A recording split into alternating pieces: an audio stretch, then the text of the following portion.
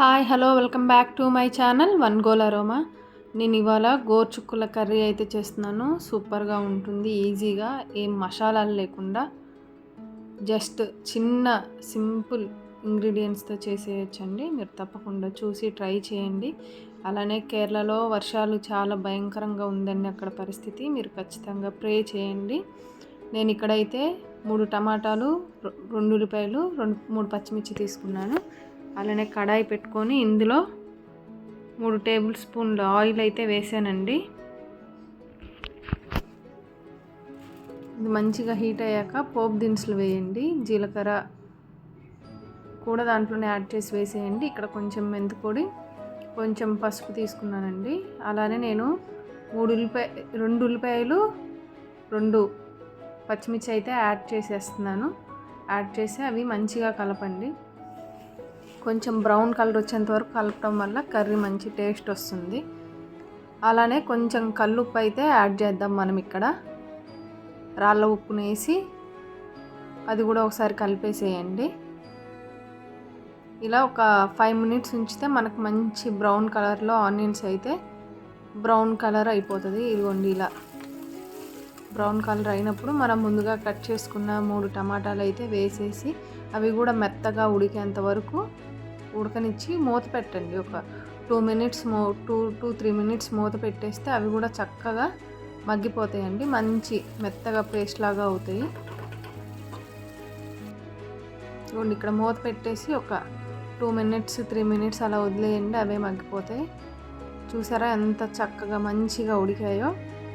ఇలా టమాటాలన్నీ మెత్తగా అయినప్పుడు మనం ముందుగా ఉప్పు నీళ్ళలో నానబెట్టుకున్నాండి. నేను 1/2 కేజీ గోరుచుక్కులు, అవి శుభ్రంగా కడిగి వాటర్ అంతా తీసేసి అవి అయితే ఇందులో యాడ్ చేసేద్దామండి.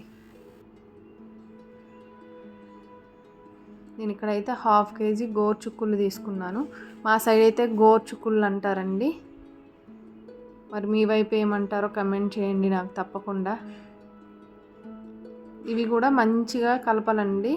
అన్నీ ఒకసారి కలిపేసుకొని ఆ టమాటాలు, పచ్చిమిర్చి, ఉల్లిపాయలు అన్నీ ఆ పేస్ట్ అంతా గోరుచుక్కులకు పట్టేంత వరకు ఉంచేసి ఒక 5 to 10 మినిట్స్ అయితే అలా వదిలేయండి. అవి మంచిగా కుక్ అవుతాయి గోరుచుక్కులు. ఇవన్నీ చూసారు కదా, అందులో వాటర్తోనే ఉడికిపోతాయండి. ఒక 5 to 10 మినిట్స్ అయితే కొంచెం ఆ పచ్చివాసన పోయి మంచిగా ఉడుకుతాయి. ఇక్కడ నేనైతే కరివేపాకు, 2 టేబుల్ స్పూన్ల కారం వేస్తున్నాను. ఇది నేను ఆల్రెడీ ముందుగా చెప్పానండి, ఇది మసాలా కారం అని చెప్పాను. మేము ఇంట్లోనే ప్రిపేర్ చేసుకుంటాము.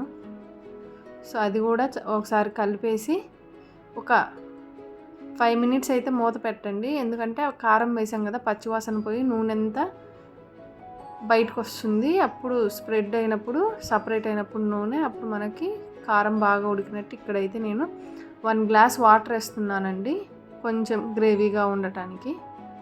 అవి మంచిగా ఉడికిపోవటానికి కూడా వాటర్ అయితే మనకి పడతాయి. ఇంత మాత్రం 1 గ్లాస్ వాటర్ అయితే మనకి సరిపోతుందండి. ఇలా గ్లాస్ వాటర్ వేసుకున్న తర్వాత మనకి సైడ్ ఇదంతా కొంచెం అంటుకున్నట్టు, అడుగంటినట్టు ఉంటుంది కదా, అదంతా తీసేసి కర్రీలో కలిపేసి ఒక పచ్చిమిర్చి అండి ఇక్కడైతే యాడ్ చేయండి. అలా యాడ్ చేయటం వల్ల కూర మంచి టేస్ట్ వస్తుంది. మీరు తప్పకుండా నా మాట విని ట్రై చేయండి పచ్చిమిర్చి అలా వేయటం వల్ల. అలానే ఒక 5 మినిట్స్ వదిలేస్తే అండి ఆ పచ్చిమిర్చి ఆ గోరుచుక్కులో వాటర్తో మంచిగా ఉడికిపోయి మనకు ఒక మంచి గ్రేవీ లాగా, ఇదిగోండి చూసారా, ఇంత గ్రేవీ వస్తే సరిపోతుందండి. మరీ వాటర్ ఉన్నా బాగోదు. ఇప్పుడైతే మన కర్రీ రెడీ అయిపోయిందండి. కొంచెం కొత్తిమీరతో గార్నిష్ చేసుకోండి. నా దగ్గర అయితే కొత్తిమీర అవైలబుల్లో లేదు. కొంచెం కొత్తిమీర వేస్తే ఆ ఫ్లేవర్ కూడా సూపర్ ఉంటుంది.